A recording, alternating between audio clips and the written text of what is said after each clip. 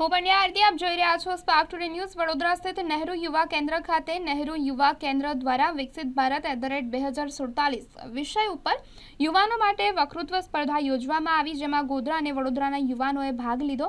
આ સ્પર્ધા નિહાળવા શાળાના બાળકો મોટી સંખ્યામાં ઉપસ્થિત રહ્યા।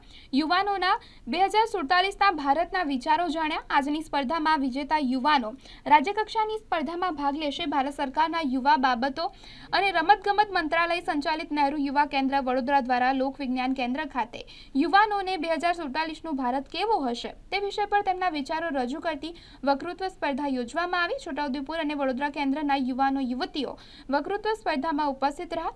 યુવાનોએ 2047ની વિકસિત ભારત કેવું હોવું જોઈએ તે માટે તેમના વિચારો રજૂ કર્યા। આ પ્રસંગે આસપાસની શાળાના વિદ્યાર્થીઓ પણ ઉપસ્થિત રહ્યા। તેમણે 2047માં ભારત કેવું હશે તે માટે યુવાનોના વિચારો જાણ્યા। લોક વિજ્ઞાન કેન્દ્ર વડોદરા નહેરુ યુવા કેન્દ્ર સંગઠન ખેલ અને યુવા વિભાગ દ્વારા આજે યુવાનો માટે વિકસિત ભારત @2047 કન્ટેસ્ટ યોજાઈ, જેમાં વડોદરા અને છોટાઉદેપુરના યુવાનોએ ભાગ લીધો।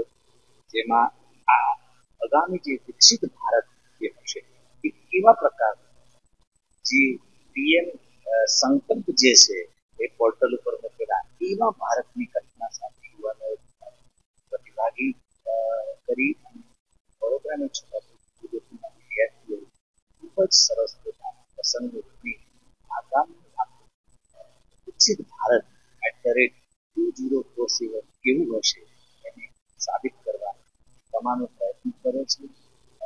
આ પ્રતિભાગીને સાંભળવા માટે આજુબાજુની શાળાના પણ ઘણા બધા વિદ્યાર્થીઓએ ભાગ લીધો। ઈચ્છું છું